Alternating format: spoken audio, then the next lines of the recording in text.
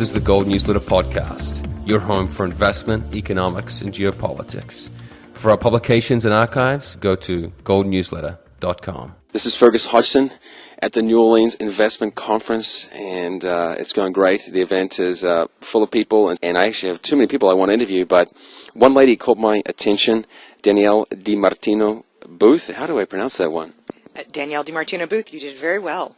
Okay. So she is here speaking about the Federal Reserve, I guess in central banking more generally, and she was an advisor for many years at the Federal Reserve Bank of Dallas to President Richard W. Fisher until his retirement in 2015.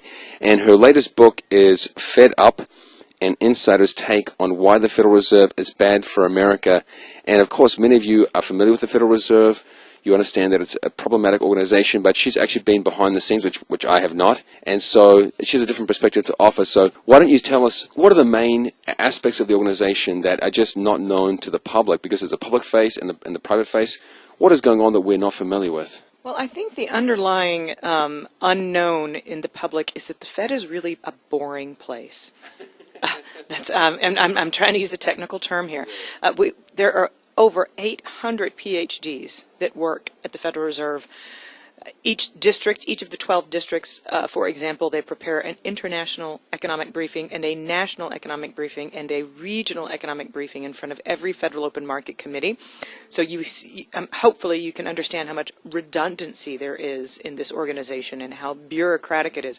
But again, it's a boring place to be, filled with people who basically spend the rest of their careers on the dime of the taxpayer, defending their dissertations, and that refutes a lot of what the public believes, which is that it's some kind of a conspiracy type of organization and evil bankers and corrupt people, all with the last name of Rothschild.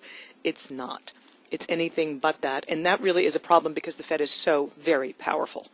So the caricature is wrong. Maybe our concerns with the Federal Reserve in general are misplaced. But you're fed up. I mean, that's the title of your book. So it's so powerful.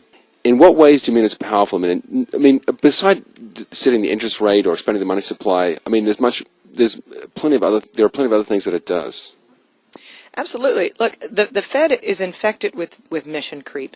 In 1977, its single mandate was doubled. It now has a dual mandate of minimizing inflation as well as maximizing the number of people in the workforce. That has been very problematic over the years. That is why we saw interest rates go to the zero bound, which was not necessary. That is why we launched quantitative easing, which was actually necessary at the time because there was a liquidity freeze in the markets, but the other iterations of quantitative easing, blowing the balance sheet up to $4.5 trillion, none of these things were required, but because their academic models told them that it was the right thing to do, they did it with very little regard for the effect that it would have on the real people who were on the receiving end of the policies that they made, which is fairly easy to do when you're going to get a pension for life and you're effectively a bureaucrat. The Fed is involved with, how can I put it? I'm not sure whether bailout is the correct term, but it's an owner of more than just treasury bonds now. What are its assets now at this point? I know they've expanded into different ranges of securities. Well, speaking of mission creep again, they have become an allocator of credit. The fact that the Federal Reserve, going into this supposed balance sheet unwind, owns a third of all the mortgages in this country is just a tremendous fact that so few people appreciate. The effect that it's going to have on mortgage rates going forward is a complete unknown because the effect of quantitative easing going in was also a complete unknown.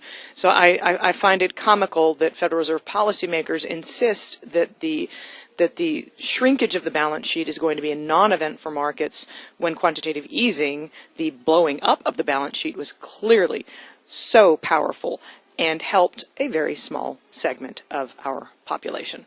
And what made you leave? I'm assuming you're a person with integrity, but if the gravy train is so lucrative, why did you leave after 9 years? Well, gosh, I never wanted to go in the first place. It was kicking and screaming, but it was also to serve my country. And I had absolutely no agenda when I walked through the door, which is also problematic because most people who join the Fed do have an agenda. They do have a theory that they want to defend, and that is also problematic because it's supposed to be an apolitical, independent institution.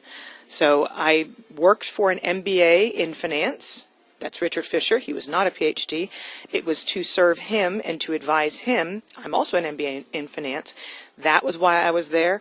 The day he left, I followed him right out the door. So the minute he retired and he finished his second 5-year term, I followed him right out, and my position, believe it or not, has not been reintroduced, vanished into thin air.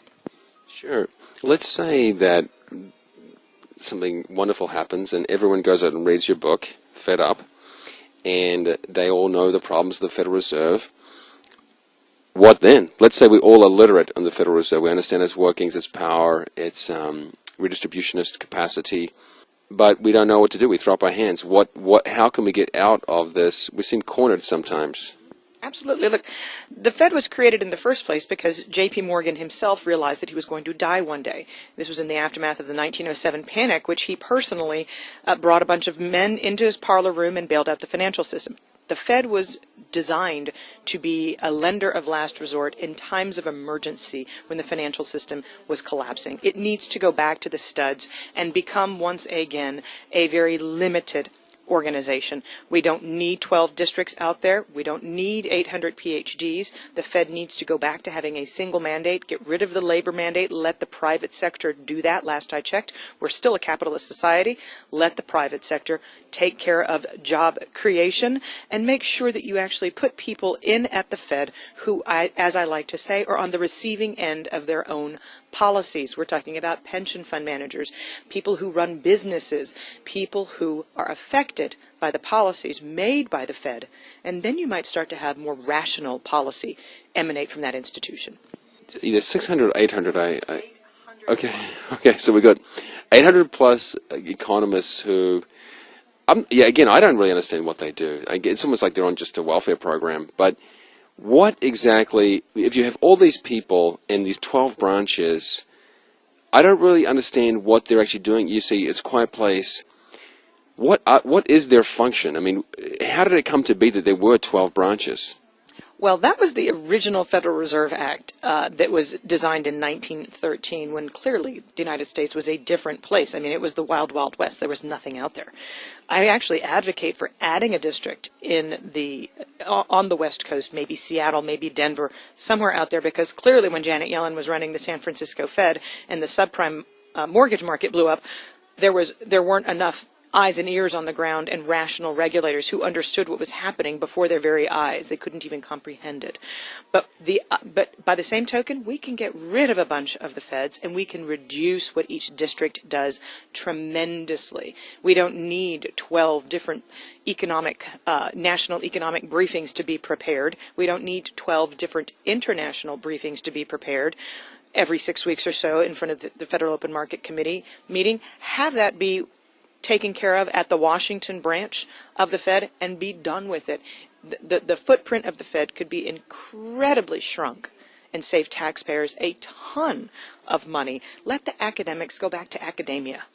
Hi, this is Linda, inviting you to rub elbows with the best minds in the precious metals and mining industry on the Money Metals and Mining Cruise.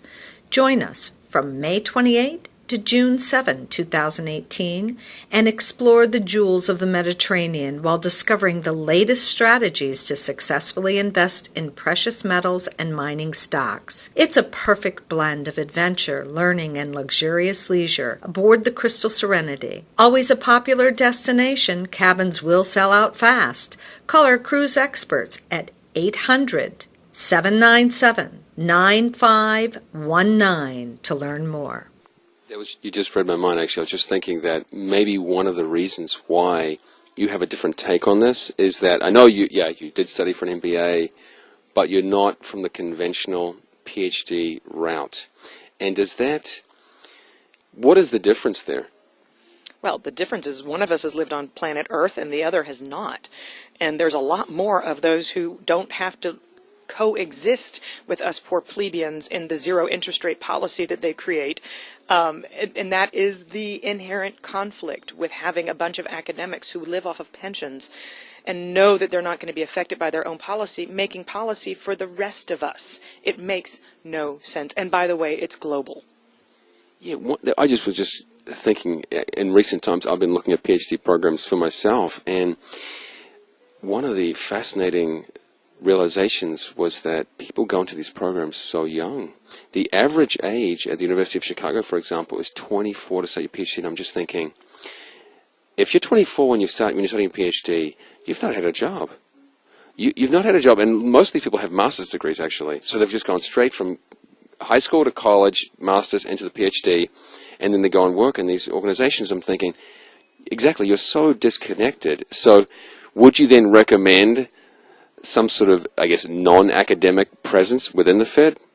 Absolutely. My gosh, yes. I mean, get fed up, read it, then you'll know for sure. But the original Federal Reserve Act of 1913 requires the President of the United States to appoint people to the Federal Reserve from a diversity of industries. That's word for word out of the Federal Reserve Act. Look at what the Federal Reserve Board has been in recent years, and all you can come up with is one word: homogeneous. It makes absolutely no sense. Of course we need different perspectives and people who have actually had to have a job, make a payroll, be part of the leadership of the Federal Reserve. Absolutely. One of the challenges is that, as you well know, the people inside the organization, they live in a different world, or they have a luxurious existence perhaps, and that leads them to not have a great incentive to change. So where will the impetus come from? I mean, because even if do you foresee that the public will become educated enough, or that there'll be enough pressure from these cryptocurrencies, or some other pressure will bring some sort of reform? Where could that come from? Well, I think once the dollar becomes more and more endangered, that people will start to realize, hopefully, who's been feeding this beast. It will come down to financial literacy. It will come down to the next financial crisis. People joke on my Twitter feed all the time that they're going to be coming after the central bankers with pitchforks. It won't be funny when that happens, though. It really won't. When, we wouldn't have German life insurance companies, and we wouldn't have U.S. public pensions in the straits that they're in if it wasn't for the misguided policies of these academics.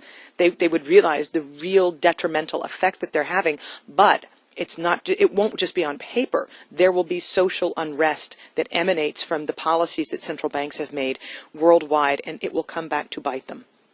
Do you see that already unfolding? Do you see the end of the dollar as the world's most dominant currency, or has it still got a long way to go? Well, I think it's going to come down to the actions of the Chinese in the years to come. I think cryptocurrencies are effectively a reflection of anxiety with fiat currencies in general. But people should pay very close attention to what's happening with the petrodollar and the fact that we have rendered OPEC obsolete, which is good for national security for the United States. But by the same token, we're no longer the main dollar, the main currency when it comes to global trading in oil. And China is stepping into that breach very proactively. They're even going so far as to say, if you trade oil in petro yuan, we will back that with gold. So it's in the years to come. It might not be in my lifetime, but it wouldn't surprise me if it was, that we would see a currency war morph into a war, because that is how reserve currency status is lost. That is how the British pound sterling fell in the aftermath of World War II, and that is how the U.S. dollar would fall as well. And I think China's got their eye on that prize. Okay. And maybe, obviously I do, I've not read your book yet, but I'm eager to. I spend a lot of time studying these topics. Is there any person or any other publication that has influenced you to give you the views aside from just the personal experience? Well, you actually interviewed Judy Shelton, she's a wonderful woman, wonderful thinker. I've certainly been influenced by her thinking over the years. But beyond that, I suppose there is one book that I will tell you did shape my thinking, called The Lords of Finance. And that certainly has guided me. But other than that, because I write a newsletter every week, I actually try my best just to take in as much information as I can objectively and not read the views of others to the extent that I can, because that way I keep my own views that are truly independent. Actually, I do follow her on Twitter, so I recommend that one as well. please go to goldnewsletter.com/podcast for the archives, and I'll have all the details on where you can get her book and follow up on her website. Excellent. Thanks so much. Thank you. Appreciate it.